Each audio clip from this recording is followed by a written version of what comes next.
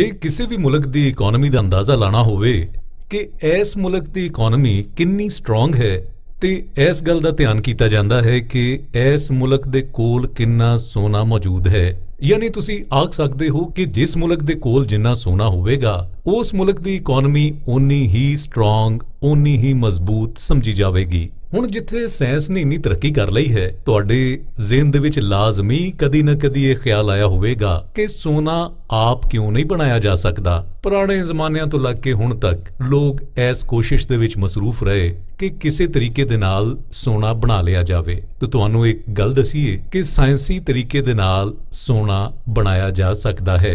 वो किस तरह अज दी वीडियो दे विच असीं तुहानू इहो शै दस्सण जा रहे हां। फिर तुहाडे ते डिपेंड करदा है कि तुसी अपने लिए सोना बनाओगे कि प्रेफर करोगे कि जिहड़ा बाजार दे विच सोना लभदा है उही ठीक है। चलो स्टार्ट करते हाँ।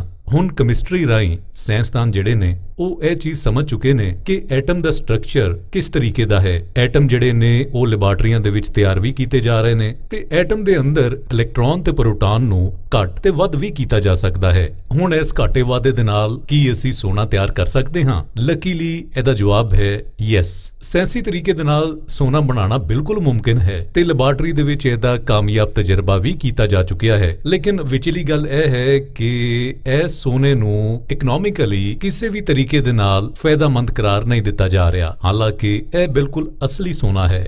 ਹੁਣ ਜਦੀਦ ਦੁਨੀਆ ਦੇ ਵਿੱਚ ਜਦੋਂ ਸੋਨਾ ਬਣਾਉਣ ਦੀਆਂ ਕੋਸ਼ਿਸ਼ਾਂ ਹੋਈਆਂ ਉਹਨਾਂ ਦੇ ਵਿੱਚੋਂ ਪਹਿਲੀ ਕੋਸ਼ਿਸ਼ ਕੀਤੀ ਗਈ 1980 ਦੇ ਵਿੱਚ। ਇੱਕ ਅਮਰੀਕੀ ਸਾਇੰਸਦਾਨ ਸੀ ਜਿਹਦਾ ਨਾਂ ਸੀ ਗਲੈਨ ਸੀ ਬੋਰਗ। ਉਹਨੇ ਸੀਸੇ ਦੇ ਹਜ਼ਾਰਾਂ ਐਟਮਾਂ ਦੇ ਵਿੱਚੋਂ ਪ੍ਰੋਟਾਨ ਤੇ ਨਿਊਟਰਾਨ ਕੱਢਣ ਲਈ ਇੱਕ ਤਾਕਤਵਰ ਸਾਈਕਲੋਟ੍ਰੋਨ ਇਸਤੇਮਾਲ ਕੀਤਾ ਤਾਂ ਜੇ ਸੀਸੇ ਦੇ ਐਟਮੀ ਨੰਬਰ 82 ਨੂੰ ਸੋਨੇ ਦੇ ਨੰਬਰ 79 ਦੇ ਵਿੱਚ ਤਬਦੀਲ ਕੀਤਾ ਜਾ ਸਕੇ। ਪਰ ਉਹਦਾ ਇਹ ਅਮਲ ਇੰਨਾ ਮਹਿੰਗਾ ਸਾਬਤ ਹੋਇਆ ਕਿ ਸੋਨੇ ਦਾ ਇੱਕ ਐਟਮ ਬਣਾਉਣ ਲਈ ਜਿਹੜੀ ਲਾਗਤ ਆਈ ਉਹ ਸੋਨੇ ਦੀ ਕਈ ਗੁਣਾ ਕੀਮਤ ਦੇ ਬਰਾਬਰ ਸੀ। ਚਲੋ ਹੁਣ ਸਾਇੰਸੀ ਤੌਰ ਤੇ ਤੁਹਾਨੂੰ ਦੱਸਦੇ ਹਾਂ ਕਿ ਇਹ ਅਮਲ ਇੰਨਾ ਮਹਿੰਗਾ ਕਿਉਂ ਹੈ ਤੇ ਇਹਦੇ ਵਿੱਚ ਮੁਨਾਫਾ ਕਿਉਂ ਨਹੀਂ। ਇਹ ਗੱਲ ਤੇ ਅਸੀਂ ਸਾਰੇ ਹੀ ਜਾਣਦੇ ਹਾਂ ਕਿ ਕੁਦਰਤੀ ਤੌਰ ਦੇ ਉੱਤੇ तमाम एलीमेंट्स ने वो एटमां ते मुश्तमिल ने ते तकरीबन सारे ही एटम अपनी असल हालत दे विच रहिंदे ने। पर एक एटम नू दूसरे एटम दे विच कन्वर्ट करना दो तरीकों दे नाल पॉसिबल है। पहला तरीका है कि हल्के एटम जिहड़े ने उन्हां नू भारी एटमां दे विच कन्वर्ट कीता जावे जिन्नू साइंसी ज़बान दे विच असीं फ्यूजन कहंदे हां। ਇਹ ਉਹੀ ਅਮਲ ਹੈ ਜਿਹੜਾ ਸਾਡੇ ਸੂਰਜ ਦੇ ਵਿੱਚ ਕਈ ਕਰੋੜ ਸਾਲਾਂ ਤੋਂ ਜਾਰੀ ਹੈ।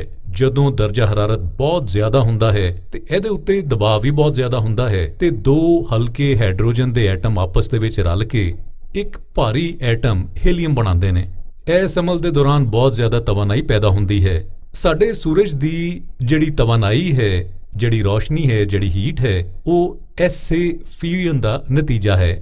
ਹੁਣ ਦੂਜਾ ਤਰੀਕਾ ਕੀ ਹੈ? ਦੂਜਾ ਤਰੀਕਾ ਹੈ ਫਿਜ਼ਨ, ਯਾਨੀ ਇਹਨੂੰ ਉਰਦੂ ਦੇ ਵਿੱਚ ਅਸੀਂ ਇਨਸ਼ਕਾਕ ਆਖਾਂਗੇ, ਜਿਹਦੇ ਵਿੱਚ ਕਿਸੇ ਭਾਰੀ ਐਟਮ ਨੂੰ ਤੋੜ ਕੇ ਦੋ ਹਲਕੇ ਐਟਮ ਬਣਾਏ ਜਾਂਦੇ ਨੇ। ਤੇ ਤੁਹਾਨੂੰ ਦਸੀਏ ਕਿ ਦੁਨੀਆ ਦੀ ਜਿਹੜੀ ਖਤਰਨਾਕ ਇਜਾਦਾਂ ਦੇ ਵਿੱਚੋਂ ਐਟਮ ਬੰਬ ਹੈ ਉਹ ਵੀ ਇਸੇ ਤਰੀਕੇ ਦੇ ਨਾਲ ਬਣਾਇਆ ਜਾਂਦਾ ਹੈ। ਇਸ ਅਮਲ ਦੇ ਦੌਰਾਨ ਵੀ ਬਹੁਤ ਜ਼ਿਆਦਾ એનર્ਜੀ ਪੈਦਾ ਹੁੰਦੀ ਹੈ। ਪਰ ਇਹਦੇ ਵਿੱਚ ਪ੍ਰੋਬਲਮ ਇਹ ਹੈ ਕਿ ਇਹ ਤਰੀਕਾ ਜਿਹੜਾ ਹੈ ਉਹ ਯੂਰੇਨੀਅਮ ਤੇ ਥੋਰੀਅਮ ਵਗੈਰਾ ਤੇ ਕੰਮ ਕਰਦਾ ਹੈ। ਹੁਣ ਆਨੇ ਆਪਣੇ ਅਸਲ ਟਾਪਿਕ ਸੋਨੇ ਵੱਲ। ਸੋਨਾ ਇੱਕ ਐਸਾ ਐਲੀਮੈਂਟ ਹੈ ਜਿਸ ਦੇ ਹਰ ਐਟਮ ਦੇ ਵਿੱਚ ਨਿਊਕਲੀਅਸ ਦੇ ਵਿੱਚ 79 ਪ੍ਰੋਟੋਨਸ ਹੁੰਦੇ ਨੇ। ਅਸੂਲੀ ਤੌਰ ਦੇ ਉੱਤੇ ਤੇ ਅਸੀਂ ਸਿਰਫ 79 ਪ੍ਰੋਟੋਨ ਇਕੱਠੇ ਕਰਕੇ ਸੋਨਾ ਬਣਾ ਸਕਦੇ ਹਾਂ।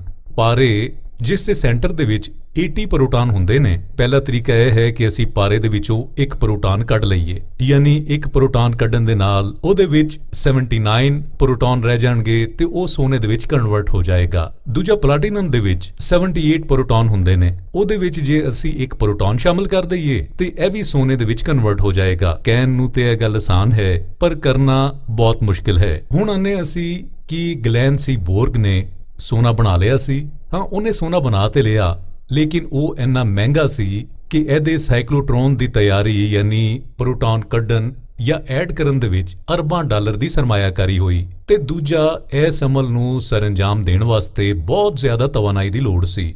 ਇਹ ਬਿਲਕੁਲ ਉਸੇ ਤਰੀਕੇ ਦੇ ਨਾਲ ਅਮਲ ਸੀ ਜਿਸ ਤਰੀਕੇ ਦੇ ਨਾਲ ਤੁਸੀਂ ਰੋਟੀ ਪਕਾਣੀ ਹੋਵੇ ਤੇ ਤੁਸੀਂ ਆਪਣੇ ਨੋਟ ਬਾਲ ਕੇ ਉਹਨਾਂ ਦੀ ਅੱਗ ਦੇ ਉੱਤੇ ਰੋਟੀ ਪਕਾਓ, ਬਜਾਏ ਇਹ ਕਿ ਉਹਨਾਂ ਨੋਟਾਂ ਦੀਆਂ ਲੱਕੜੀਆਂ ਖਰੀਦ ਕੇ ਪਕਾਓ। ਯਕੀਨਨ ਤੁਸੀਂ ਸਮਝ ਗਏ ਹੋਵੋਗੇ ਕਿ ਪ੍ਰੋਟੋਨ ਜਿਹੜੇ ਨੇ ਉਹਨਾਂ ਨੂੰ ਕੱਢਣਾ ਜਾਂ ਉਹਨਾਂ ਨੂੰ ਐਡ ਕਰਕੇ 79 ਪ੍ਰੋਟੋਨ ਕਿਸੇ ਇੱਕ ਐਲੀਮੈਂਟ ਦੇ ਵਿੱਚ ਲੈ ਕੇ ਆਣਾ ਇੱਕ ਬਹੁਤ ਹੀ ਔਖਾ ਕੰਮ ਹੈ ਤੇ ਬਹੁਤ ਪੈਸੇ ਵਾਲਾ ਕੰਮ ਹੈ। ਇਸ ਲਈ ਜਿਹੜਾ ਸੋਨਾ ਮਾਰਕੀਟ ਦੇ ਵਿੱਚ ਮੌਜੂਦ ਹੈ, ਸਾਡਾ ਖਿਆਲ ਹੈ ਕਿ ਉਹ ਇੱਕ ਬਿਹਤਰੀਨ ਆਪਸ਼ਨ ਹੈ। ਤੁਹਾਡਾ ਕੀ ਖਿਆਲ ਹੈ? ਜ਼ਰੂਰ ਦੱਸਿਆ ਜੇ। ਉਮੀਦ ਕਰਦੇ ਹਾਂ ਤੁਹਾਨੂੰ ਇਹ ਸਾਇੰਟੀਫਿਕ ਵੀਡੀਓ ਪਸੰਦ ਆਈ ਹੋਵੇਗੀ।